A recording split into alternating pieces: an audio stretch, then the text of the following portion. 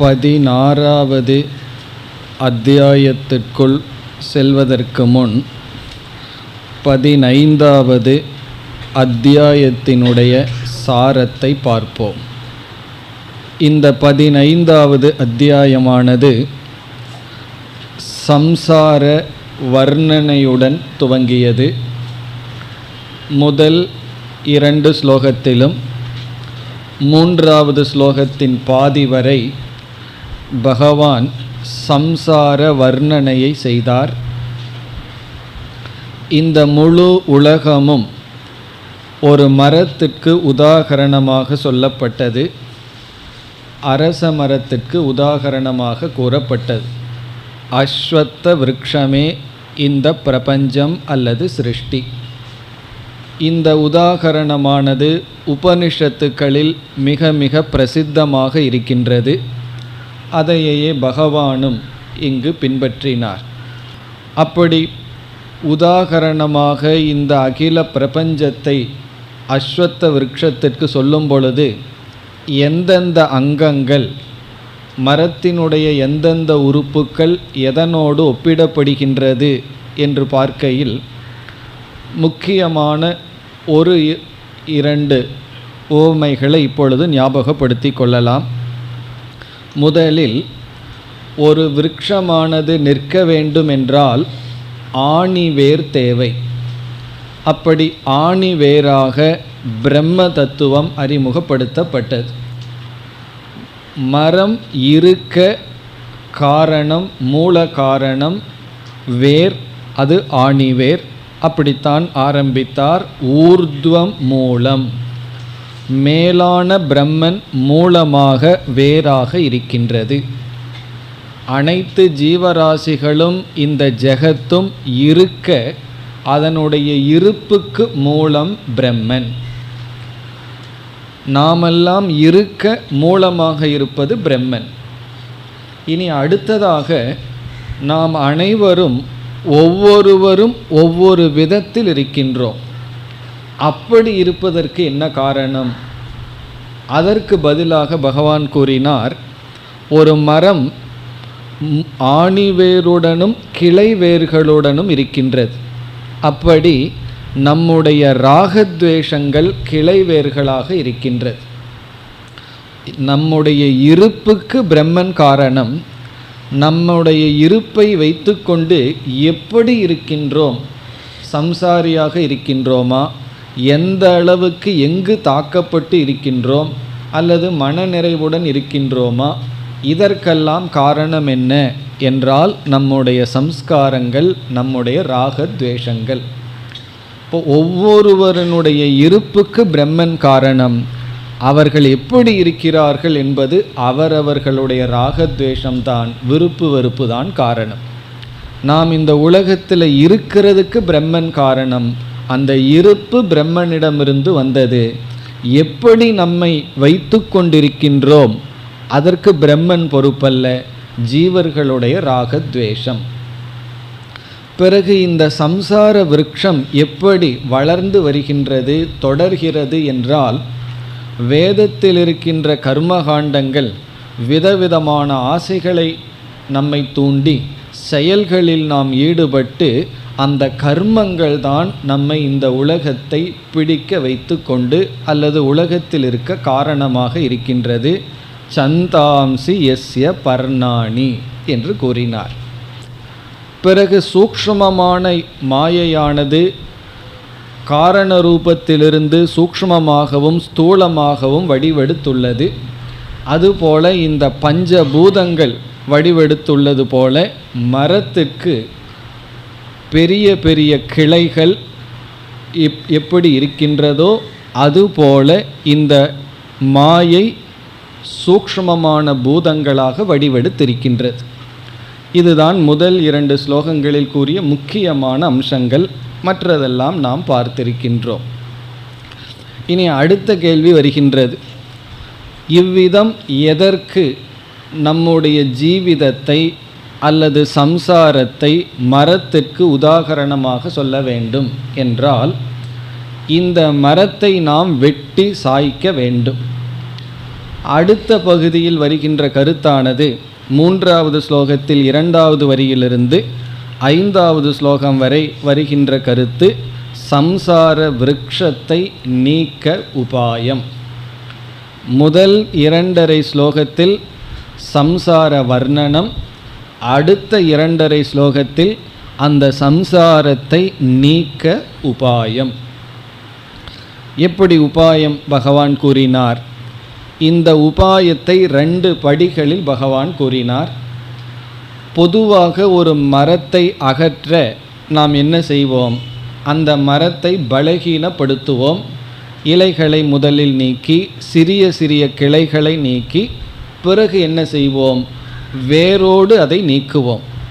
அதே போல சம்சாரத்தை நீக்க நாம் முதலில் கையாள வேண்டிய உபாயம் அசங்க சஸ்திரேன திருடேன சித்வா, வைராகியம் என்கின்ற அசங்கம் என்கின்ற வாளால் உறுதியாக இதை வெட்டி. இந்த சம்சாரத்தை பலகீனப்படுத்துதல், நம்முடைய துயரத்தினுடைய தன்மையை பலகீனப்படுத்துதல் என்பது வைராகியத்தை அடைதல். வைராகியத்தை அடைய அடைய நம்முடைய துயரத்தினுடைய அளவு குறைந்து கொண்டே வரும். பொதுவாக நாம் நினைக்கின்றோம் பொருள்களை சேர்த்தி கொள்ள கொள்ள நமக்கு சுகம் அதிகம் என்று. உபனிஷத் என்ன சொல்கின்றது? தைத்திரியத்தில் ஒரு பொருளை அனுபவிப்பதனால் ஒரு பங்கு சுகம் என்றால் அதன் மீது வைராகியம் வந்துவிட்டால் 100 பங்கு சுகம் நமக்கு கிடைக்கின்றது. அப்படி வைராகியம் சுகத்தினுடைய அதிகரிக்க காரணம். இவ்விதம் துக்கத்தை குறைக்க வைராகியம் முதல் படியாக இருக்கின்றது. பிறகு 2வது படியாக 4வது ஸ்லோகத்தில் பகவான் கூறினார். அது எப்படி என்றால் வேரோடு நீக்குதல். இப்போ இந்த இடத்தில் வேர் என்பதை அஞ்ஞானம் என்று புரிந்து கொள்ள வேண்டும்.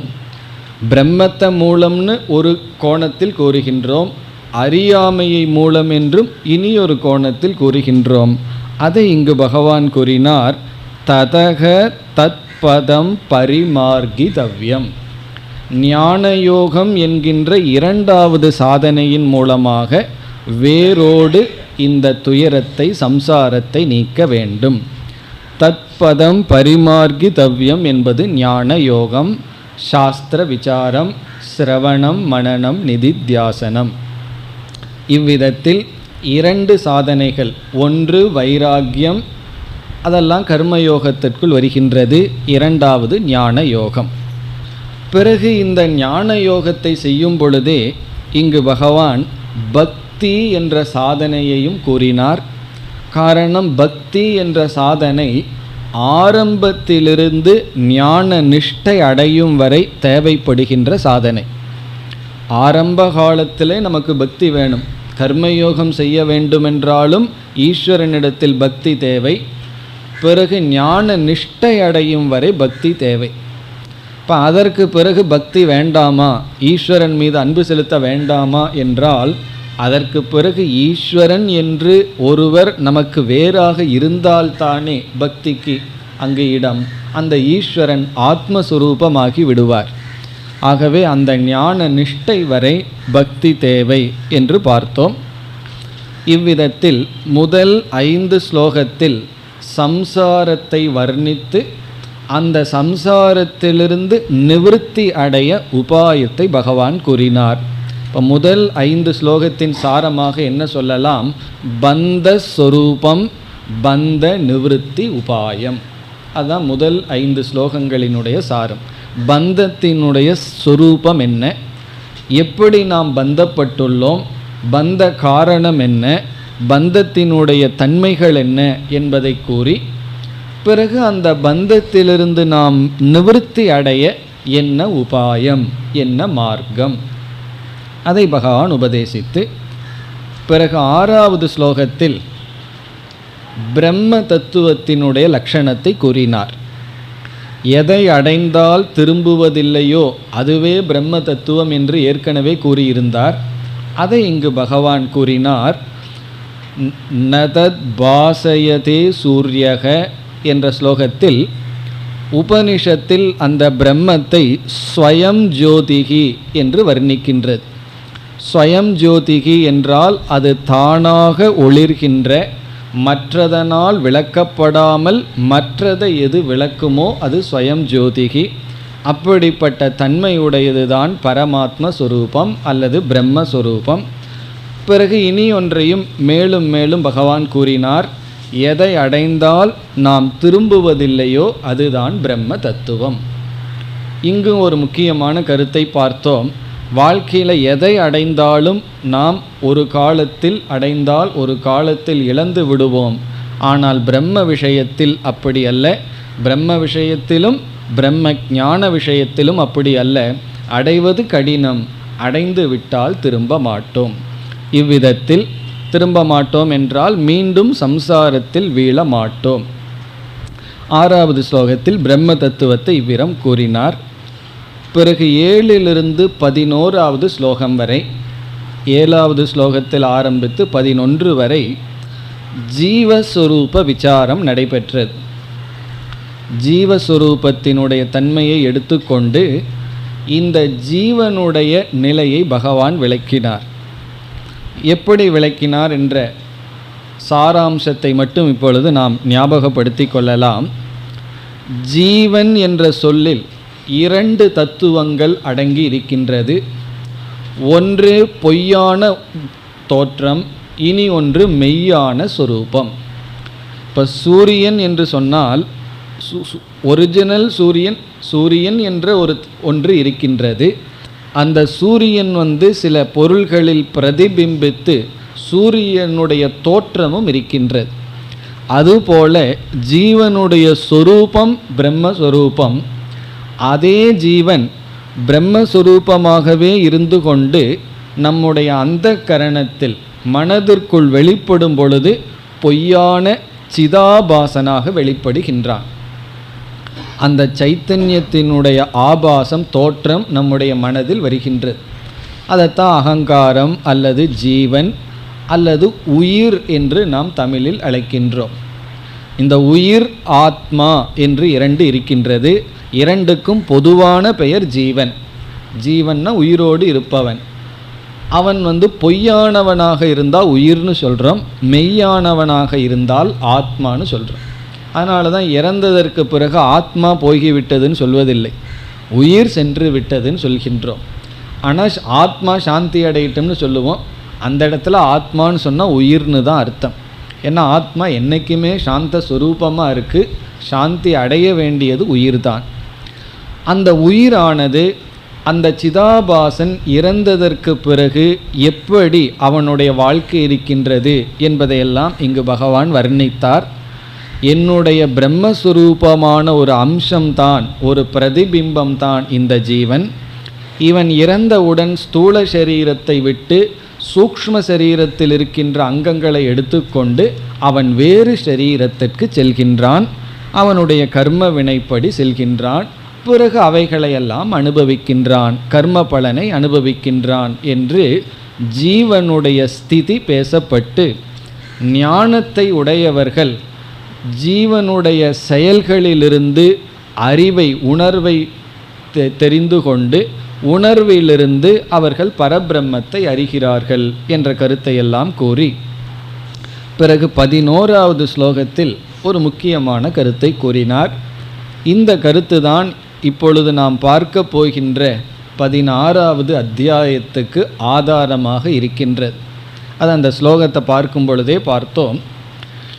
ஏன் பலர் இந்த ஆத்ம தத்துவத்தை உணர வேண்டும் என்று முயற்சி செய்து சிலரால் தான் அடைய முடிகிறது, அறிந்து கொள்ள முடிகிறது, பலரால் அறிந்து கொள்ள முடிவதில்லை. நமக்கு என்ன காரணம் சொல்லலாம்? முயற்சி போதாதுன்னு சொல்லலாம். அப்படி அல்ல, பலர் அதே அளவு முயற்சியை செய்கிறார்கள். செய்கின்ற பலரில் சிலரால் தான் புரிந்து கொள்ள முடிகிறது, பலரால் புரிந்து கொள்ள முடியவில்லை.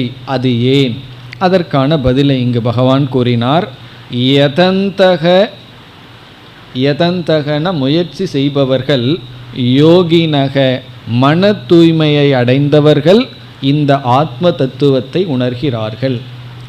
பிறகு முக்கியமாக என்னன்னா, யதந்தக அபி, முயற்சி செய்த போதிலும் அகிருதாத்மானக, தன்னை பண்படுத்தாதவர்கள், தன்னை தூய்மைப்படுத்தாதவர்கள் இந்த ஆத்ம தத்துவத்தை அறிவதில்லை. இப்போ ஞானயோகம் என்று சொல்கின்ற விசாரம் என்ற சாதனையை ஒருவன் செய்த போதிலும் கண்டிப்பாக விசாரத்தின் பலனான ஞானம் வர வேண்டும் என்ற நியதி இல்லை. அதுக்கு ஒரே ஒரு நிபந்தனை, மன தூய்மையுடன் விசாரத்தில் ஈடுபட வேண்டும். மன தூய்மையுடன் ஈடுபட்டால் பலன் கிடைக்கும், இல்லை என்றால் பலன் கிடைக்காது. என்ன பலன் கிடைக்காது? விசாரத்தினுடைய நேரடியான பலனான ஞானம் கிடைக்காது. ஆனால் அந்த விசாரமானது மன தூய்மையை கொடுக்கலாம், ஸ்ரத்தையை கொடுக்கலாம், மன ஒருமுகப்பாட்டை கொடுக்கலாம், அவைகளை கொடுக்கலாம். ஆனால் ஞானத்தை கொடுக்காது. இதை கேட்டவுடன் வெறும் மன தூய்மை என்றால் என்ன? எது மனசில் இருந்தால் அது தூய்மையான மனம், எது மனதில் இருக்கணும், எது மனதில் இருக்கக்கூடாது என்ற சந்தேகம் வரும்பொழுது நாம் அந்த சந்தேகத்தை இந்த முழு 16வது அத்தியாயத்தில் நீக்குகின்றோம். இந்த முழு அத்தியாயமே, இனிமேல் பார்க்க போகின்ற இந்த 16வது அத்தியாயம் முழுவதும் மன தூய்மையை பற்றிய விஷயங்கள். இவ்விதம் ஜீவஸ்வரூபத்தை பகவான் கூறி முடித்து 12வது ஸ்லோகத்திலிருந்து 15வது ஸ்லோகம் வரை அதே பிரம்ம தத்துவம் ஈஸ்வரனாகவும் ஜெகத்தாகவும் விளங்குகின்றது என்ற கருத்தை கூறினார். இந்த கருத்தானது 12, 10, 11வது அத்தியாயங்களில் பகவான் கூறியிருக்கின்றார். அப்படி கூறியிருந்த காரணத்தினால் மிக சுருக்கமாக இங்கு பகவான் பேசி முடித்தார். இந்த உலகத்தில் வெளிப்படுகின்ற அனைத்து சக்தியும் என்னுடைய சக்திதான், ஈஸ்வரனான என்னுடைய சக்திதான். அதில் உதாகரணமாக 3 சக்தியை எடுத்துக்கொண்டார். ஒன்று சூரிய சக்தி, ஆதித்ய தேஜக. இரண்டாவது சந்திரனுடைய சக்தி, சந்திரனுடைய தேஜஸ். மூன்றாவது இந்த உலகத்தில் இருக்கின்ற அக்னி. இவைகளெல்லாம் என்னுடைய தத்துவம் என்று கூறி, சூரியன் எப்படி இந்த உலகத்திற்கு உதவி செய்கின்றது, பிறகு சந்திரனுடைய பங்கு என்ன இந்த உலகத்திற்கு என்று கூறி, பிறகு அக்னி விஷயத்திற்கு வரும்பொழுது நம்முடைய வயிற்றில் இருக்கிற அக்னியை பகவான் கூறினார். ஒவ்வொரு ஜீவர்களுக்குள்ளும் வயிற்றில் இருக்கின்ற நெருப்பு தத்துவமாக நான் இருந்து அவர்கள் உட்கொள்கின்ற உணவை நான் சமைக்கின்றேன் என்று கூறி, பிறகு 15வது ஸ்லோகத்தில் முடிவுரை செய்தார். எல்லாவற்றுக்கும் நானே ஆதாரம், எல்லா ஜீவராசிகளினுடைய ஹிருதயத்தில் நானே இருக்கின்றேன், நானே வேதங்களினால் அறியப்பட வேண்டிய விஷயம், இந்த வேதாந்த பரம்பரையை வகுத்த குரு நான் தான், நானே குருவாக இருக்கின்றேன், நானே சிஷ்யனாகவும் இருக்கின்றேன் என்று இந்த சர்வாத்ம பாவத்தை முடித்தார். அப்பொழுது சொன்னார், ஒவ்வொரு ஜீவராசிகளுக்குள் இருக்கின்ற ஞானம், பிறகு மறதி, இவைகள் அனைத்தும் அவரவர்களுடைய கர்ம வினைக்கு ஏற்ப நானே கொடுக்கின்றேன் என்று அனைத்தும் நான் என்கின்ற தலைப்பை முடித்தார். இனி கடைசி பகுதியில் 16லிருந்து 18வது ஸ்லோகம் வரை இந்த அத்தியாயத்தினுடைய தலைப்பான புருஷோத்தம யோகம் என்ற தலைப்புக்கு இங்கு பகவான் வந்தார். இந்த 16லிருந்து 18 வரை உபனிஷத்தினுடைய சாரத்தை பகவான் கூறினார். கீதையிலிருந்து உபனிஷத்தினுடைய சாரத்தை பார்க்கின்ற கடைசி இடமும் இதுதான். இனிமேலெல்லாம் நம்ம பண்புகளையும் நம்மை பக்குவப்படுத்த என்னென்ன சாதனைகள் தேவைங்கிறதான் முக்கியமாக பார்க்க போகின்றோம். கடைசி அத்தியாயத்தில் முடிவுரையாக பார்க்க போகின்றோம். ஆகவே இங்கு உபனிஷத்தினுடைய சாரம் இந்த இடத்துல தான் இறுதியாக வந்தது. இங்கு பகவான் எப்படி செய்தார் என்றால், க்ஷர புருஷக, அக்ஷர புருஷக, உத்தம புருஷகன்னு 3ஆக பிரித்தார். வெளித்தோற்றத்திற்கு வந்ததெல்லாம் க்ஷர புருஷக என்று சொன்னார். அவைகளெல்லாம் என்னென்னு நம்ம பார்த்தோம். பஞ்ச சூக்ஷ்ம பூதங்கள், பஞ்ச ஸ்தூல பூதங்கள், பிறகு உலகங்கள், நமது உடல்கள், இதெல்லாம் க்ஷர புருஷன்னு சொன்னார், அழிகின்றவன். அக்ஷர புருஷக என்றால் இந்த இடத்தில் மாயா தத்துவத்தை கூறினார். அந்த மாயா தத்துவம் 3 குண வடிவமானது, அதுதான் க்ஷரபுருஷனாக மாறியது. பிறகு உத்தம புருஷன் என்று சொல்லும் பொழுது அந்த உத்தம புருஷனை தான் நிர்குண பிரம்மன், என்னுடைய உண்மையான சொரூபம் உத்தம புருஷன், இதைத்தான் புருஷோத்தமன் என்று லோகத்திலும் வேதத்திலும் அழைக்கப்பட்டுள்ளது. லோகமும் வேதமும் என்னை புருஷோத்தமன் என்று அழைக்கின்றது என்று நிர்குண பிரம்ம, மாயா, பிரபஞ்சம், சகுண நிர்குண பிரம்ம தத்துவத்தை கூறினார். பிறகு இறுதி 2 ஸ்லோகத்தில் 19, 20 இந்த 2 ஸ்லோகங்களில் இந்த ஞானத்தினுடைய மகிமை, இந்த ஞானத்தினுடைய பலன். ஞானத்தினுடைய மகிமை என்ன என்றால், இது மிக மிக மேலான ஞானம், இரகசியமான ஞானம் என்றெல்லாம் கூறி, இதை அறிந்தவர்கள் சர்வவித் சர்வபாவேன பஜதிமாம், அவர்கள் முழுமையாக என்னை வழிபடுபவர்கள், அவர்கள் அனைத்தையும் அறிந்தவர்கள் ஆகிறார்கள் என்றெல்லாம் கூறி, இவர்கள் அறிவு நிலையில் திருப்தியை அடைகிறார்கள். 20வது ஸ்லோகத்தில் கடைசியில் மன நிறைவை பகவான் அல்லது மோட்சத்தை இவ்விதம் கூறினார். புத்தியில நிறைவை அடைகிறார்கள், புத்திமான் சியாத். பிறகு கிருத கிருத்தியக ச, கிருத கிருத்தியகன மனதில் நிறைவை அடைகிறார்கள். கிருத்தியம்னா செய்ய வேண்டியது, கிருதம்னா செய்யப்பட்டு விட்டது. செய்ய வேண்டிய அனைத்தும் அவர்களால் செய்து முடிக்கப்பட்டது. முழு மன நிறைவுடன் இருக்கின்றார்கள் என்று கூறினார். இப்போ இந்த இடத்துல பகவான் கூறும் பொழுது, நான் உனக்கு மிக மிக ரகசியமான சாஸ்திரத்தை உபதேசித்தேன்னு சொன்னார். இது குஹ்யதமம் சாஸ்திரம். இப்போ இந்த இடத்துல சாஸ்திரம்னு பகவான் சொன்னது முழு பகவத்கீதையும் அல்லது இந்த 15வது அத்தியாயத்தை மட்டுமே சாஸ்திரம்னு சொல்கின்றார். காரணம், ஒரு சாஸ்திரம் என்பது முழுமையாக எல்லா விஷயமும் பேசப்பட்டு இருக்க வேண்டும். அப்படி இந்த 15வது அத்தியாயத்திலேயே அனைத்து விஷயங்களும் சுருக்கமாக பேசப்பட்டு விட்டது. பந்தம்னா என்னன்னு பேசப்பட்டு விட்டது, அதற்கான உபாயம், பிறகு பிரம்மஸ்வரூபத்தினுடைய லட்சணம், அந்த பிரம்மனே ஜீவனாக இருத்தல், அந்த பிரம்மனே ஈஸ்வரனாகவும் ஜெகத்தாகவும் வியாபித்திருத்தல், பிறகு சகுண பிரம்ம நிர்குண பிரம்மங்கிற வேறுபாடு, இவைகள் தான் உபனிஷத்தினுடைய சாரம். இவைகள் அனைத்தையும் இந்த ஒரு அத்தியாயத்தில், அதுவும் சுருக்கமான சிறிய அத்தியாயத்தில் பகவான் வைத்து, இப்படிப்பட்ட சாஸ்திரத்தை உனக்கு நான் உபதேசித்தேன், இதை அறிந்தவர்கள் மனதிலும் அறிவிலும் நிறைவை அடைகிறார்கள் என்று இந்த 15வது அத்தியாயத்தை பகவான் முடித்தார். இனி நாம் அடுத்த 16வது அத்தியாயத்திற்கு செல்ல வேண்டும். முகவுரையை பார்த்துவிட்டு பிறகு நாம் இந்த அத்தியாயத்திற்குள் நுழையலாம். இந்த அத்தியாயத்திற்கு பெயர் தெய்வ ஆசுர சம்பத் விபாக யோக, அதாவது தெய்வீக சம்பத் ஆசுரி சம்பத் என்று பெயர் பெற்றுள்ளது இந்த அத்தியாயம். 13வது அத்தியாயத்தில் ஞானம் என்ற தலைப்பில் நாம் சில பண்புகளை பார்த்தோம். ஞாபகம் இருக்கோ? அமானித்துவம் அதம்பித்துவம்னு ஆரம்பித்து 20 பண்புகளை நாம் பார்த்தோம். அதனுடைய தொடர்ச்சி தான் இந்த 16வது அத்தியாயம். ஆகவே இந்த முழு அத்தியாயம் நாம் ஏற்கனவே பார்த்த பண்புகளினுடைய தொடர்ச்சி, எக்ஸ்டென்ஷன், இந்த 16வது அத்தியாயம். இங்கு மேலும் சற்று பகவான் விளக்கம் கொடுத்துள்ளார். அதனால் என்னென்ன பண்புகளையெல்லாம் நம்ம விஸ்தாரமாக அங்கே பார்த்தோமோ அதை நம்ம இங்கே பார்க்க வேண்டிய அவசியம் இல்லை, சுருக்கமாக பார்க்கலாம்.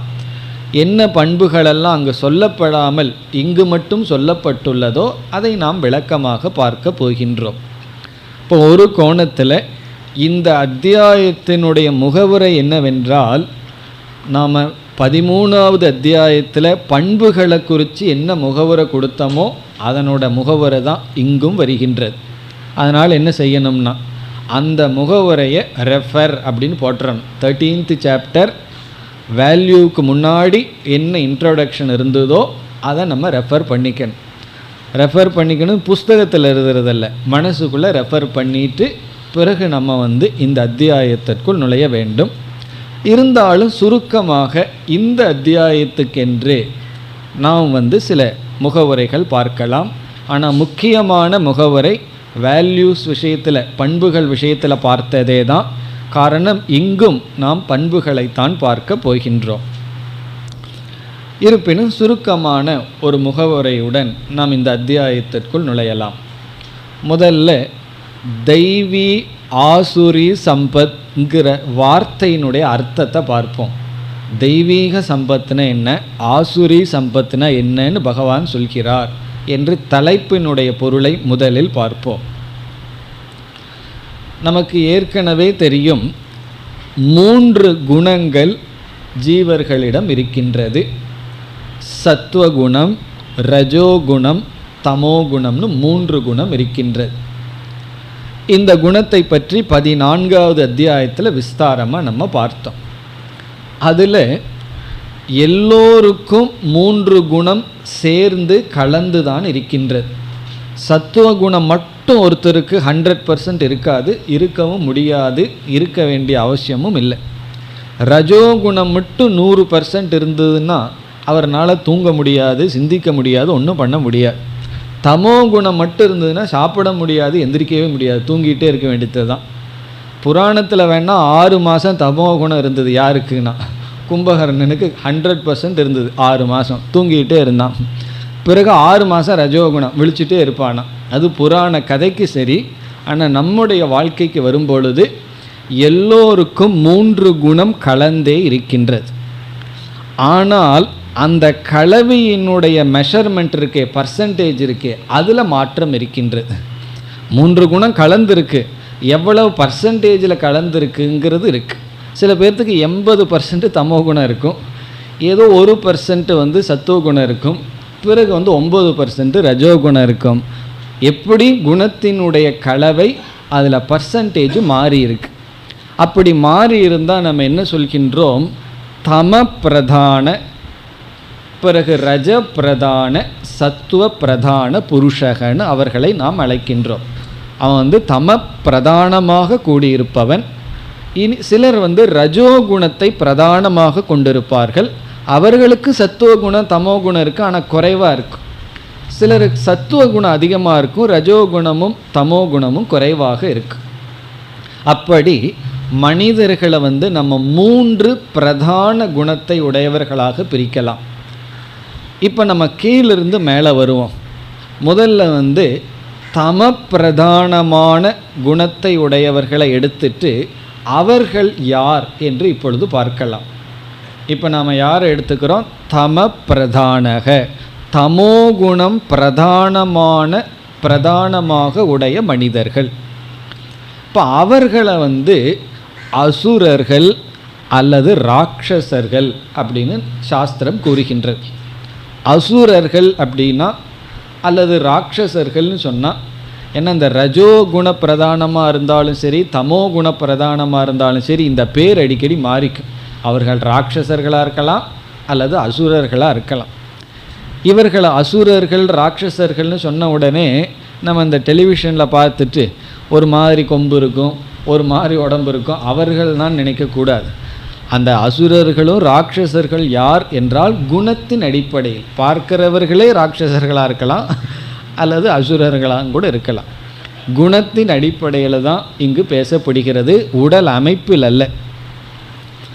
இப்போ தம பிரதானமாக தமோகுணம் பிரகிருத்தியாக உடையவர்கள் யார், அவர்கள் எப்படி இருப்பார்கள் என்றால், அவர்கள் குரோத பிரதானக, அவர்களுக்குள் இந்த குரோதந்தான், வெறுப்பு தான் பிரதானமாக இருக்கும். பிறகு பரஹிம்சா பரக, பரஹிம்சா என்றால் மற்றவங்களை ஹிம்சப்படுத்துவது தான் அவர்களுடைய ஸ்வபாவம், நேச்சராக குணமாக இருக்கும். அதாவது குரோதந்தான் மனதுக்குள்ளே குடிகொண்டு இருக்கும், வெறுப்பு தான் இருக்கும். அந்த வெறுப்பு எப்படி வெளிப்படும்னா மற்றவங்களை ஹிம்சப்படுத்துறது தான் அவர்களினுடைய பிரதான புத்தி. இதை அடுத்த குணத்தோடு ஒப்பிட்டு பார்த்து வந்தால் தான் நல்லா புரியும். சத்துவத்தை மட்டும் தனியாக பார்த்துருவோம். இப்போ ரஜஸுக்கு பிறகு மாறி மாறி நம்ம பார்ப்போம். ரஜோகுண பிரதானமாக இருப்பவர்களுக்கு ராக பிரதானக, அவர்களுக்கு பற்று ஆசை தான் பிரதானம். குரோதம் பிரதானம் அல்ல, வெறுப்பு பிரதானம் அல்ல, ஆசை பற்று தான் பிரதானம். தமோ குணத்தில் இருப்பவர்களுக்கு பற்றை காட்டிலும் ஆசையை காட்டிலும் வெறுப்பும் ஹிம்சையும் தான் பிரதானமாக இருக்கும். இப்போ இவர்களுடைய குணநலம் எப்படி இருக்கும் என்றால், இவர்களுடைய மகிழ்ச்சி இருப்பவர்கள் ரஜோகுணத்தில் இருப்பவர்கள். ஆனால் தமோ குணத்தில் இருப்பவர்களுக்கு எது மகிழ்ச்சினா, மற்றவங்களை ஹிம்சப்படுத்தும் பொழுது தான் இவர்களுக்கு மகிழ்ச்சி. ஒரு வார்த்தையை சொல்லி அந்த வார்த்தையினால் அவங்க துன்பப்படுறத பார்த்து இங்கே சந்தோஷப்போம். அங்கே எந்த அளவுக்கு சூடாகுதோ அந்த அளவுக்கு தான் இங்கே உள்ள குளிர்ச்சி அடையும். அப்படிப்பட்ட குணம் அதான் தம பிரதானம். பழி வாங்குகிற எண்ணமெல்லாம் தம பிரதானம். அதாவது மற்றவர்களை ஹிம்சப்படுத்துறது. ராஜாக்கள் எல்லாம் இருந்தார்கள். அந்த காலத்தில் சில ராஜாக்கள் நல்லவர்களாக இருந்தார்கள். சில ராஜாக்கள் ராஜ ரிஷினெல்லாம் சொல்லுவோம், ரிஷியாக இருந்துட்டு ராஜாவமாக இருந்தாருன்னு. சில ராஜாக்கள் எல்லாம் அசுரர்களாகவும் ராட்சசர்களாகவும் இருந்தார்கள். அவர்களெல்லாம் வேட்டைக்கு போவார்கள். அது என்னன்னா, வேட்டைக்கு போகிறதுன்னு என்னென்ன, பொழுதுபோக்கு. ஒரு ஜீவனை கொல்றது ஹாபி, அது அவர்களுக்கு பொழுதுபோக்கு. இதுதான் தமோகுணம்னு சொல்கிறது. மற்றவங்களை ஹிம்சப்படுத்துறதுனால தான், வேறு பிரயோஜனம் இவர்களுக்கு கிடையாது. அவங்க ஹிம்சப்படுறாங்கங்கிறது தெரிகிறதுனாலேயே வர்ற சந்தோஷம். அந்த நிலையில் இருப்பவர்கள் அசுரர்கள். அவர்கள் தம பிரதானத்தில் இருப்பார்கள். பழி வாங்குவார்கள், மற்றவர்களை துன்பப்படுத்துவார்கள். அந்த துன்பத்தில் இவர்களுக்கு மகிழ்ச்சி. இனி ரஜப்பிரதானமாக இருப்பவர்கள் மற்றவங்களை துன்பப்படுத்துறதுனால இவர்களுக்கு மகிழ்ச்சி அல்ல. இவர்களுக்கு என்ன பொருள்கள் தேவையோ அந்த பொருள்களை அடைகிறதுனால மகிழ்ச்சி. ஆனால் அந்த பொருள்களை அடைவதற்கு இவர்கள் துன்பப்படுத்துவதற்கு அஞ்ச மாட்டார்கள். இவர்களும் துன்பப்படுத்துவார்கள். எப்பொழுதுனா அந்த பொருளை அடைகிறதுக்கு துன்பப்படுத்துறதுக்கு தயாராக இருப்பார்கள். ஆனால் சும்மா போய் துன்பப்படுத்தி கொண்டு இருக்க மாட்டார்கள். இவர்களுக்கு கொடுக்க வேண்டியதை கொடுத்துட்டா பேசாமல் இருப்பார்கள். கிடைக்கல அப்படின்னா எல்லாத்தையும் துன்பப்படுத்துவார்கள் கிடைக்கிற வரைக்கும். இது கொஞ்சம் பரவாயில்ல, ஏன்னா அதுக்கு போட வேண்டிய திணியை போட்டோம் அப்படின்னா அது பேசாமல் இருந்துடும். ஆனால் இந்த அசுரர்கள் இருக்காங்களே, தமோ குணத்தில் இருக்கிறார்களே, அவர்களுக்கு என்ன கொடுத்தாலும் கஷ்டத்தை கொடுத்துட்டே இருந்தால் தான் அவர்களுக்கு சந்தோஷம். அப்படிப்பட்ட குணம் தமோ பிரதானம். ரஜப்பிரதானம்ங்கிறது சுயநலவாதிகளாக இருப்பார்கள். யாரெல்லாம் ரொம்ப செல்ஃபிஷோ அவர்களெல்லாம் ரஜோகுணம். அவர்களுக்கு தேவையானதை அடையிறதுக்கு மற்றவங்களுக்கு ஹிம்சப்படுத்துவார்கள். பொதுவாக ஹிம்சப்படுத்துவதுங்கிறது அவர்களுக்கு ஹாபியாக இருக்காது. அதனால் ராக பிரதான பிரகிருதிகி, இவர்களுடைய பிரதானம் ராகம், பற்று தான். பொருள்களை எல்லாம் தான் சேகரித்து வச்சுக்கணும். யாரிடமும் பகிர்ந்து கொள்ள மாட்டார்கள். பொருள்களை அடையிறதுக்கு மற்றவங்களை ஹிம்சப்படுத்துறதுக்கு தயங்க மாட்டார்கள். ஆனால் தமோ குணத்தில் இருப்பவர்களுடைய சுகம் ஹிம்சப்படுத்துறது தான். இவர்கள் ஏதாவது சாப்பிடணுன்னா ஆடு மாடுகளை கொள்ளுவார்கள் சாப்பிட்றதுக்கு. ஆனால் தமோ குணத்தில் இருக்கிறவர்கள் அப்படி இல்லை, சாப்பிட்றாங்களோ இல்லையோ கொண்டு போட்டு போகிறது. அப்படி அந்த வித்தியாசம். இவர்களுக்கு துவேஷத்தை விட ராகம் அதிகம். தமோ குணத்தில் இருப்பவர்களுக்கு ராகத்தை விட துவேஷம் அதிகம்.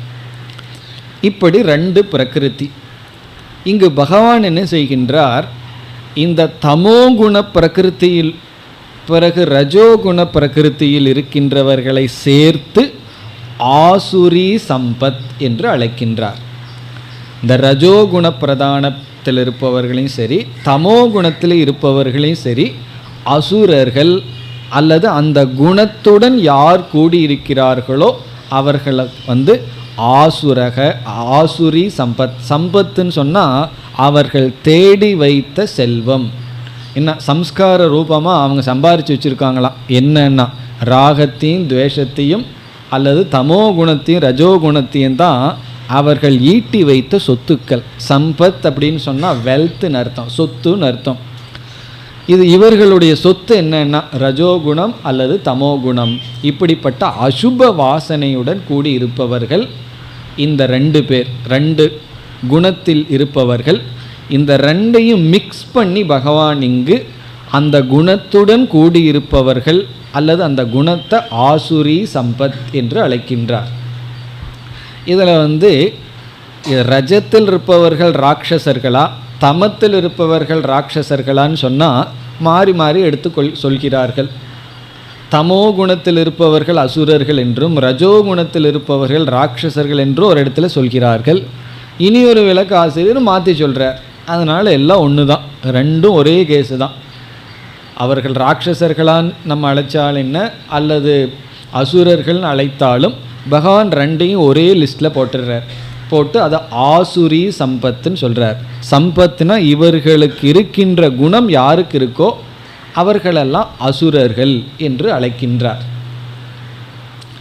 பிறகு தெய்வீ சம்பத், அது இன்னும் என்ன குணம் மீது இருக்குது? சத்துவ குணம் இருக்கின்றது.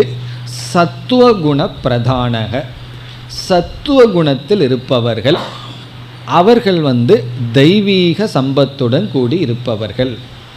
அதை தெய்வீ சம்பத்துன்னு சொல்கிறார். இங்கே சத்துவ குணம்னு சொன்னாவே அஹிம்சா என்பது விடுகின்றது. மற்றவர்களை துன்பப்படுத்த மாட்டார்கள், மற்றவர்களை ஹிம்சைப்படுத்தாதவர்கள். அது உடலினாலும் சரி, வாக்குனாலும் சரி, எண்ணத்தினாலும் சரி. நாம் மற்றவங்களுக்கு ஹிம்சைப்படுத்திகிட்டு இருந்தோம் அப்படின்னு சொன்னால் நாம் பொழுதுபோக்குக்கு ஹிம்சைப்படுத்துகிறோமா, போர் அடிக்குது 4 வார்த்தையை விட்டு சும்மா பேசி அவங்கள துன்பப்படுத்துவோமேன்னு துன்பப்படுத்துகிறோமா? அப்படி படுத்தினோம்னா நம்ம தமோ குணத்தில் இருக்கோம். அல்லது நமக்கு சுயநலமாக ஏதாவது அடையணும்னு துன்பப்படுத்தினோம்னா ரஜோகுணத்தில் இருக்கோம். அப்படி எப்பொழுதெல்லாம் மற்றவங்களை நம்ம ஹிம்சைப்படுத்திடுறோமோ அப்போ நம்ம அசுரர்கள் ஆயிட்டோம். அந்த செகண்டில் முகம் உடம்பெல்லாம் அப்படியே தான் இருக்குது, ஆனால் உள்ள அசுரர்கள் ஆயிட்டோம். எப்பெல்லாம் நம்ம அஹிம்சையை பின்பற்றி இருக்கிறோமோ அப்போ தெய்வீக சம்பத்துடன் கூடி இருக்கின்றோம். அப்போ நம்ம சத்துவத்தில் இருக்கின்றோம். இப்போ இவர்களிடத்தில் என்னென்ன குணங்களெல்லாம் இருக்குன்னு பகவான் ஒரு பெரிய லிஸ்ட்டே கொடுக்க போகின்றார். இந்த லிஸ்டெல்லாம் எதற்கு கொடுக்குறாருன்னா, இந்த லிஸ்டெல்லாம் நம்ம படித்து ஒவ்வொன்றா அதையெல்லாம் நம்ம சேர்த்தி கொள்ள வேண்டும்.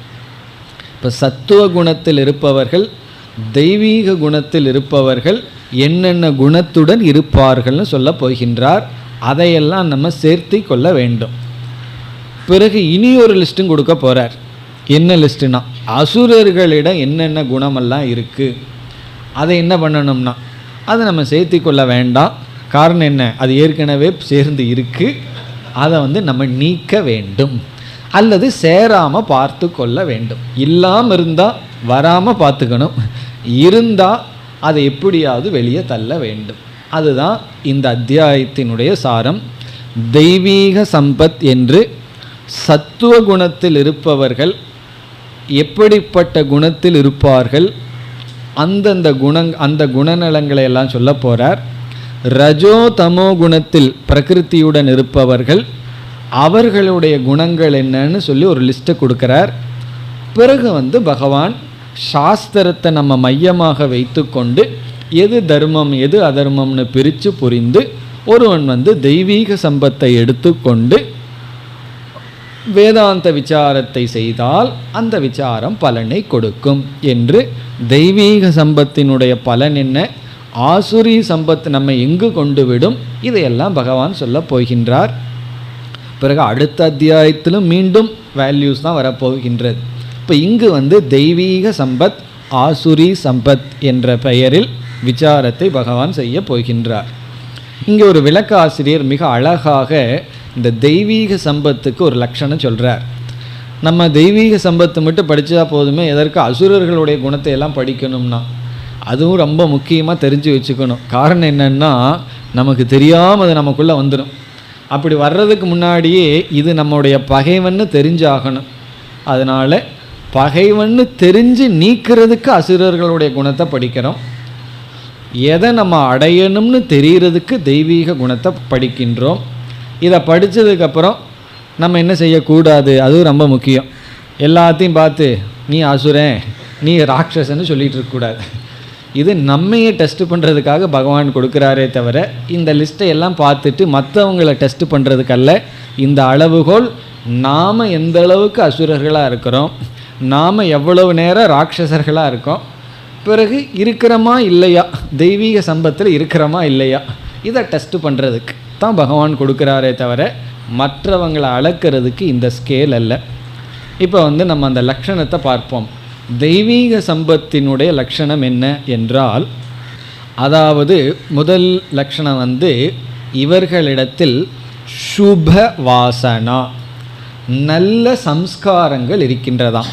சுப வாசனா பெரிய லக்ஷணம், அதில் ஒவ்வொரு சொல்ல எடுத்துட்டு நம்ம விளக்கம் பார்க்கலாம். சுப வாசனா தெய்வீ சம்பத்துங்கிறார்.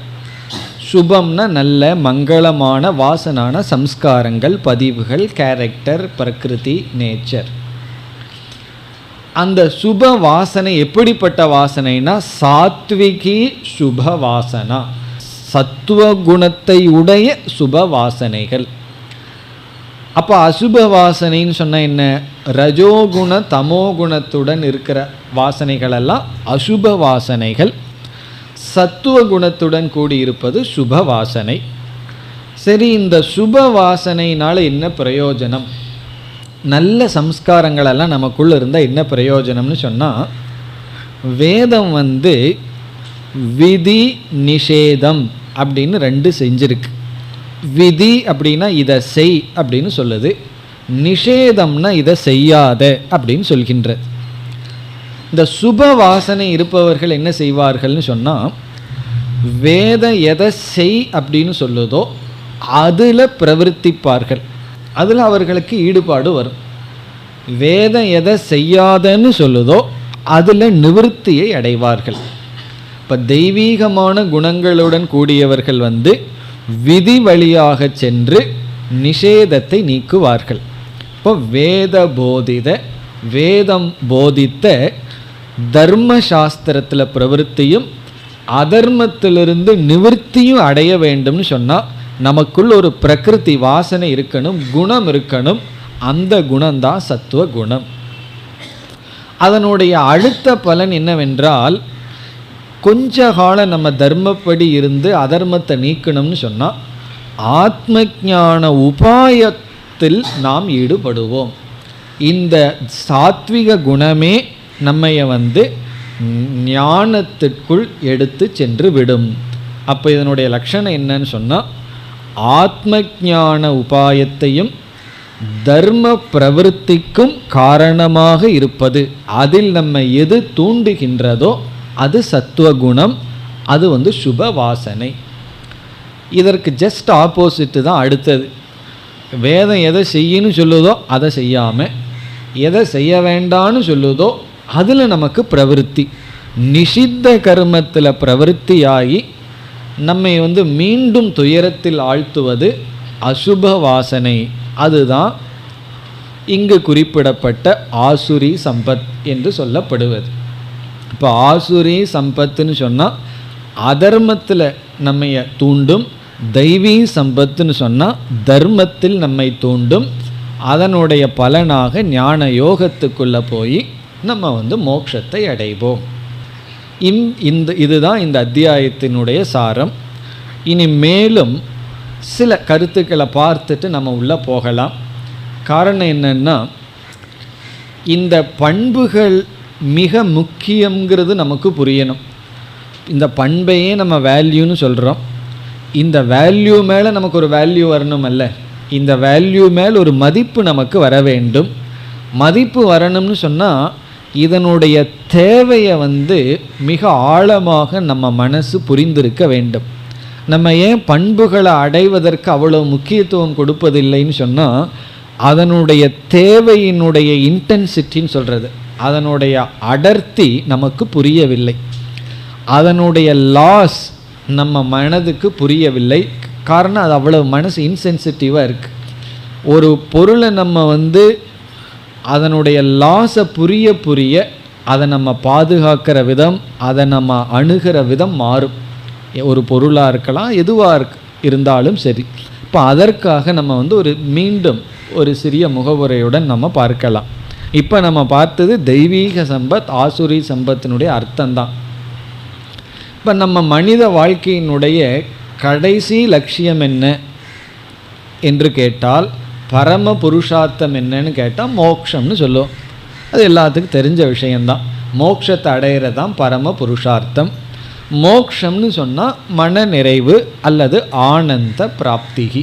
இந்த ஆனந்தத்தை அடையிறது, மனதில் முழு நிறைவை அடையிறது தான் மோக்ஷம். அதுக்கு அழகான லட்சணத்தை பகவான் சொல்லியிருந்தார்.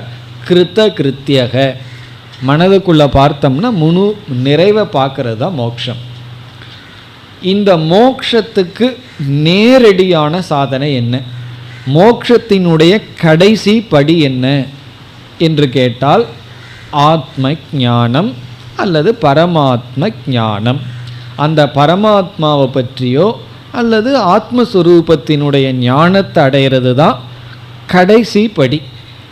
எங்கே யார் எப்படி சுற்றி போனாலும் அந்த கடைசி படியில் தான் ஏறி தான் அங்கே போய் ஆக வேண்டும். கடைசி படின்னு சொல்லும்போது அதுக்கு கீழே எத்தனையோ படிகள் இருக்குதுன்னு அர்த்தமாகுது. சரி, அதற்கு அடுத்த படி என்ன என்றால், மோக்ஷங்கிறது லட்சியம், அதற்கு கடைசி படியாக இருக்கிறது ஞானம். கடைசி படிக்கு முன்னுத்த படி என்ன, ஞானம் என்பது அஞ்ஞான நிவர்த்தி, அறியாமையை நீக்கிறது தான் ஞானம்.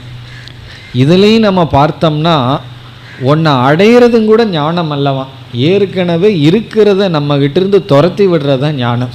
என்ன இருக்குன்னா பரம்பரை சொத்து போல் இருக்கிறது நம்மகிட்ட இருக்கிற அறியாமை. அந்த அறியாமையை நீக்கணும். நீ அடுத்த கேள்வி, ஏன் அறியாமையை நீக்கணும்னா, அறியாமை நீக்குனா ஞானம் வரும், ஞானம் வந்தால் மோட்சம். காரணம், நம்முடைய அனைத்து அனர்த்தத்துக்கும் காரணம் அறியாமை தான். கயிற்றை பற்றிய அறியாமை தான். கயிற்றில் நம்ம பாம்பை பார்த்தோம், பாம்பை பார்த்ததுனால பயம் முதலியவைகளெல்லாம் வந்தது. அப்போ நம்ம பயத்தை போக்கணும்னா என்ன பண்ணணும், கயிற்றையை பற்றிய சரியான ஞானம் நமக்கு தேவை. அந்த ஞானம் தேவைன்னா கயிற்றை பற்றி அஞ்ஞானத்தை நம்ம நீக்கணும். இனி இந்த அஞ்ஞானத்தை நீக்க முயற்சி பண்ணும் பொழுது சாஸ்திரம் நமக்கு 3 விதமான தடைகளை கூறுகின்றது. இப்போ நம்ம என்ன பண்ணி ஆகணும், அறியாமையை நீக்கணும். அறியாமையை நீக்க முயற்சி பண்ணும் பொழுது 3 தடைகள் நம் முன்னாடி நிற்கிது. அதில் ஒவ்வொரு தடை என்ன என்று இப்பொழுது பார்க்கலாம். முதல் தடை பிரமாண அசம்பாவனா என்று சொல்லப்படுகிறது. பிரமாண அசம்பாவனா அதான் முதல் தடையம். எதற்கு தடை, ஞானத்தை அடையிறதுக்குன்னு சொல்லலாம், அல்லது அஞ்ஞானத்தை நீக்கிறதுக்குன்னு சொல்லணும். ஞானத்தை அடையிறதுக்கு அஞ்ஞானத்தை அடையிறதுக்குன்னு இல்லை, ஞானத்தை அடையிறதுக்கு தடை அல்லது அஞ்ஞானத்தை நீக்கிறதுக்கு தடை, ரெண்டும் ஒன்று தான். முதல் தடை பிரமாண அசம்பாவனா. பிரமாண அசம்பாவனா என்றால், இந்த ஞானத்தை அடையும் பொழுது ஞானத்துக்கு எது நேரடியான கருவியோ அந்த கருவியிலேயே குறை இருப்பது தான் பிரமாண அசம்பாவனா. ஞானத்தை அடையிறதுக்கு ஒரு இன்ஸ்ட்ருமெண்ட், ஒரு கருவி, கரணம் இருக்குது. கருவினாலும் கரணம்னாலும் ஒரே பொருள் தான். தமிழில் கருவின்னு சொல்கிறோம், சமஸ்கிருதத்தில் கரணம்னு சொல்கிறோம்.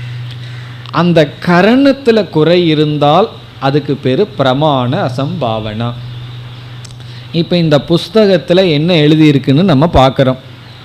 பார்க்கும் பொழுது அது நமக்கு தெரியவில்லை, அந்த அறிவை நம்ம அடைய முடியவில்லை. காரணம் என்னென்னா, கண்ணு சரியில்லை, கேட்ராக்ட் இருக்குது, சரியில்லை. இப்போ இங்கே என்ன ப்ராப்ளம் நமக்கு வந்ததுன்னு சொன்னால், அறிகிற ஆள் நான் இருக்கேன், அறியப்படும் பொருள் என் முன்னாடி தெளிவாக இருக்குது, அந்த அறிவை கொடுக்கும் கருவியில் குறை இருக்கின்றது. அந்த கண்ணுக்கு பிரமாணம்னு பேர், அசம்பாவனான்னா தடை. அப்போ நம்ம என்ன செய்யணும்னா, அந்த பிரமாணத்தை சரிப்படுத்த வேண்டும். இந்த பிரமாணத்தில் குறை இருந்தால் 2 நிகழலாம். ஒன்று அறிவு வரவே வராது, இனி ஒன்று விபரீதமான அறிவு வரும். ஒருவர் கண் டாக்டர்கிட்ட போனார். அவர் அந்த லெட்டரெல்லாம் பாக்ஸை காப்பிட்டு தெரியுதா அப்படின்னார். ஏதோ அதில் ஏபிசிடியெல்லாம் எழுதியிருக்குமே. அவர் கேட்டார் தெரியலையே அப்படின்னார். ஏ தெரியலையா பி தெரியலையான்னு கேட்டார். அவர் சொன்னார் அங்கே பாக்ஸே தெரியல அப்படின்னு சொன்னார். எங்கே வச்சுருக்கீங்கன்னே தெரியலையே, அப்புறம் தானே ஏவா பியான்னு சொல்கிறதுக்கு. அப்படி கண்ணு சுத்தமாகவே தெரியல அப்படின்னா என்ன செய்யணும்னா அது ஒரு தடை. முழுமையான அறியாமை, பிரமாணத்தில் தோஷம் இருந்தால் முழுமையான அறியாமை, அல்லது கொஞ்சம் தெரிஞ்சும் தெரியாமல் இருந்ததுன்னா ஏவா தெரியாது, பியா தெரியாது, விபரீத ஞானம். ஒன்றா அஞ்ஞானத்தினுடைய தொடர்ச்சி அல்லது விபரீத ஞானம். இது எப்பொழுதுனா பிரமாணத்தில் குறை இருந்தால். நாம் எந்த கருவியை ஞானத்துக்கு பயன்படுத்துகிறோமோ அந்த கருவியில் தோஷம் வந்துடுதுன்னு சொன்னால் ஒன்றா அறிவு வராது அல்லது விபரீதமான அறிவு வரும். இதையெல்லாம் நம்ம அடைஞ்சிட்ருக்கோம். டெய்லி ஒரு 100 முறையாவது விபரீதமான அறிவை அடைஞ்சிட்ருப்போம். கண்ணை ரொம்ப உதாரணமாக சொன்னோம். அனுமானம்னு ஒரு பிரமாணம் இருக்குது. நம்ம ஒருவர் நம்மக்கிட்ட பேசிக்கொண்டு இருக்கிறார்.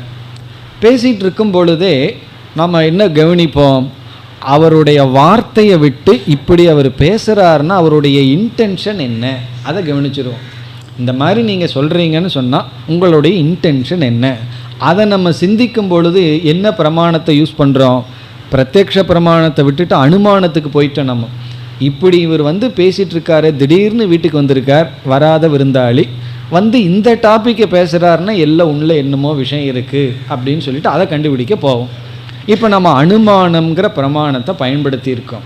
பல முறை தப்பான முடிவுக்கு வருகின்றோம்னு சொன்னால் என்ன அர்த்தம், அனுமானம் சரியாக பண்ணலைன்னு அர்த்தம். அவர் ஒரு இன்டென்ஷனில் பேசிகிட்டு இருப்பார். நம்ம அந்த வார்த்தைக்கு கொடுக்குற பொருள்படுத்துகிற விதத்தை தப்பாக பொருள்படுத்தி அவரை நம்ம தப்பாக புரிஞ்சுருக்கோம். இப்போ என்ன ஆயிருக்குன்னா அனுமானம்ங்கிற பிரமாணத்தை நம்ம தவறாக பயன்படுத்தி தவறான விபரீத ஞானத்தை அடைஞ்சிருக்கோம். அதுக்கப்புறம் அவர் நான் அந்த இன்டென்ஷனில் சொல்லுவேன்னு சொல்லுவார், நான் அந்த இன்டென்ஷனில் அப்படி புரிஞ்சுக்கலின்னு சொல்லுவோம். இப்படியெல்லாம் கம்யூனிகேஷன் கேப் எல்லா உறவுகளும் பாழாகிறதுக்கு என்ன காரணம்னா பிரமாணத்தை சரியாக பயன்படுத்தவில்லை. இந்த யூகம் தர்க்கம் இதெல்லாம் நம்ம சரியாக பயன்படுத்தாமல் ஒருவரை ஒருவர் தவறாக புரிந்து கொண்டு உள்ளோம்.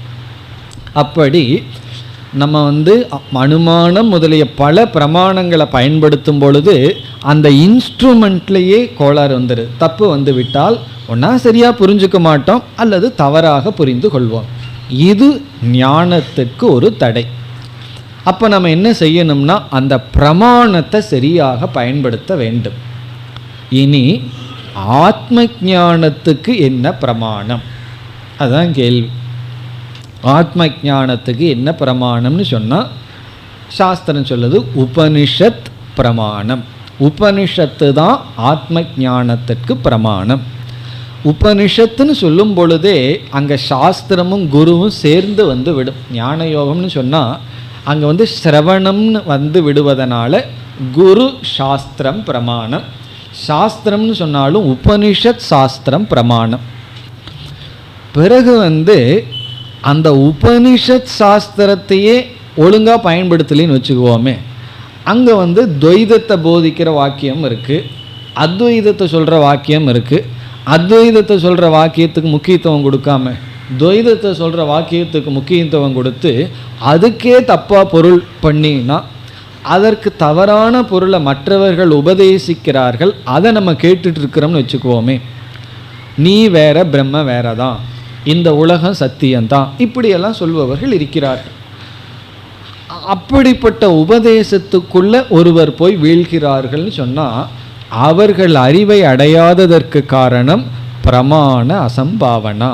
அவர்களுக்கு சரியான பிரமாணம் கிடைக்கவில்லை. உபனிஷத் கிடைச்சிருக்கு, ஆனால் சரியாக கிடைக்கவில்லை. இப்போ நமக்கு ஞானம் வரல அப்படின்னு சொன்னால் பிரமாணத்தில் தவறு நடந்திருக்கலாம். இப்படி அனுமானத்தை நம்ம தப்பாக பண்ணுறது போல பிரமாணத்தில் தவறு நடக்கலாம். அது நமக்கு சரியாக கிடைச்சிடுதுன்னா அது டிக், என்ன பிரமாண அசம்பாவனை ஓவர், அதில் பிரச்சனை கிடையாது. இனி இரண்டாவதுக்கு வந்தோம்னா பிரமேய அசம்பாவனா, ரெண்டாவது டிஃபெக்ட் அல்லது ரெண்டாவது தோஷம். எதற்கு ரெண்டாவது தடை? எதற்கு?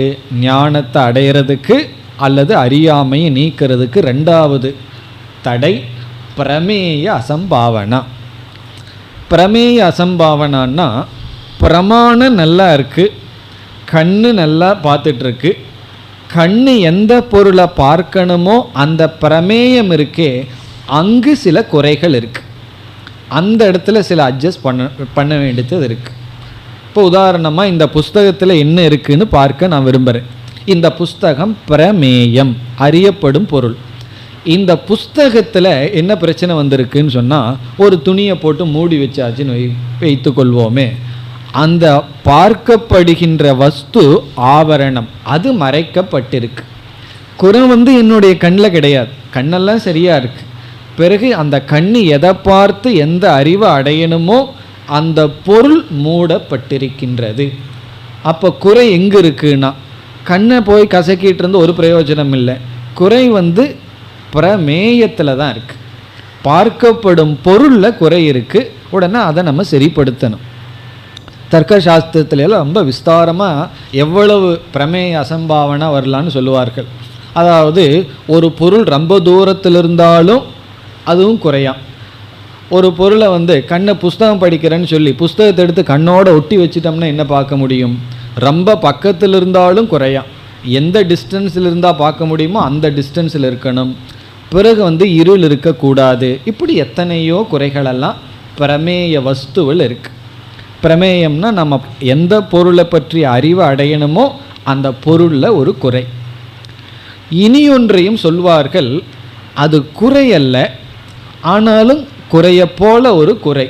அது என்னவென்றால், நாம் எந்த பொருளை பற்றிய அறிவை அடைகிறோமோ அந்த பொருள் ரொம்ப சூக்ஷ்மமான தத்துவமாக இருந்தால் அதனுடைய சூக்ஷ்மத்துவமே நம்முடைய அறிவைக்கு தடையாக இருக்கின்றது.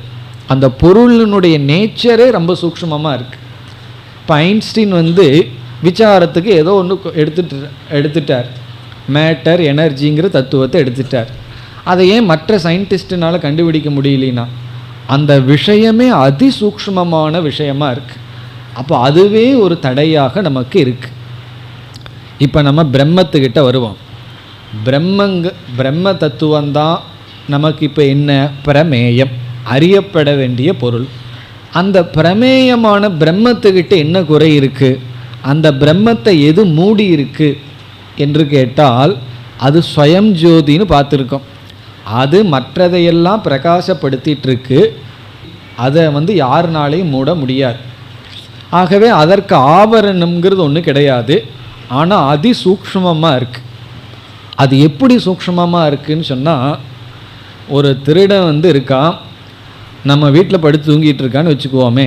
வந்திருக்கான், வந்தவன் திருடன்னு நமக்கு தெரியல. அவனுடைய தலகாணிக்கடியிலேயே நம்ம பணத்தை வச்சுட்டோம்னு வச்சுக்குவோமே, அவனால் அதை கண்டுபிடிக்கிறது ரொம்ப கஷ்டம். ஏன்னா அவன் தலையை விட்டுட்டு மீதி இடத்துல தான் தேடுவான். அதே போல் இந்த பிரம்ம தத்துவம் பிரமேயமாக இருந்துட்டால் ஈஸியாக கண்டுபிடிச்சிருக்கலாம். ஆனால் இந்த தேடுகின்றானே அவனுக்குள்ளேயே ஒளிஞ்சிட்ருக்கிறதுனால அதுவே ஒரு பெரிய சூக்ஷ்மமாக இருக்குது நமக்கு. இந்த பிரமேயம் இருக்கே, எதை நம்ம கண்டுபிடிச்சு அடைய வேண்டிய விஷயம் இருக்கே, அது அடைபவனுடைய சொரூபமாக இருக்குது. நம்ம ஸ்கூட்டருக்கையே எங்காவது வச்சுருந்தோம்னா தேடி பிடிச்சி கண்டுபிடிச்சிடலாம். யார் தேடுறானோ அவனுடைய பாக்கெட்லேயே இருக்குது, ஆனால் அது தெரியல. கண்டுபிடிக்கிறது ரொம்ப கடினம். காரணம் என்ன? எந்த பொருள் தேடப்படுகிறதோ அது தேடுபவனுடையே சேர்ந்து விட்டது. தேடப்படும் பொருள் தேடுபவனுடன் ஐக்கியமாக இருக்கிறதுனால தேடப்படும் பொருள் கண்டுபிடிக்கிறதுக்கு ரொம்ப கஷ்டமாக இருக்குது. இது ரொம்ப தூரத்தில் இருக்கிறதுனால வந்த கஷ்டம் இல்லை, ரொம்ப பக்கத்தில் இருக்கிறதுனால வந்த கஷ்டம். ரொம்ப பேர் ரொம்ப பக்கத்தில் இருந்தால் தான் கஷ்டம்னு சொல்கிறார்கள் அல்லவா? அதே போல தான் இது ரொம்ப க்ளோஸாக இருந்ததுனால வர்ற கஷ்டம். அப்போ இந்த பிரமேய அசம்பாவனான்னு சொன்னால் அது ஆத்மாவாக இருக்கிறதுனால மிக மிக சூக்ஷ்மமாக இருக்கின்றது. அதனால் அதிக முயற்சி தேவை, அவ்வளவுதான். ஆகவே இங்கே பிரமேயத்தில் குறை கிடையாது. பிரமாணத்தில் குறை வரலாம், இங்கே பிரமேயமான பிரம்மனிடத்தில் குறை இல்லை. இந்த ரெண்டும் சுலபம், இது பெரிய விஷயமே அல்ல. இனி மூன்றாவது குறை ஒன்று இருக்குது, அதுதான் நமக்கு முக்கியம். அது என்ன? அந்த குறையை நீக்கிறதுக்கு தான் இந்த அத்தியாயங்கள் எல்லாம் நமக்கு பயன்பட போகின்றது. அதை நாம் அடுத்த வகுப்பில் பார்ப்போம். ஓம் பூர்ணமத பூர்ணமிதம் பூர்ணாத் பூர்ணமுதச்யதே பூர்ணஸ்ய பூர்ணமாதாய பூர்ணமேவாவசிஷ்யதே. ஓம் சாந்தி சாந்தி சாந்தி.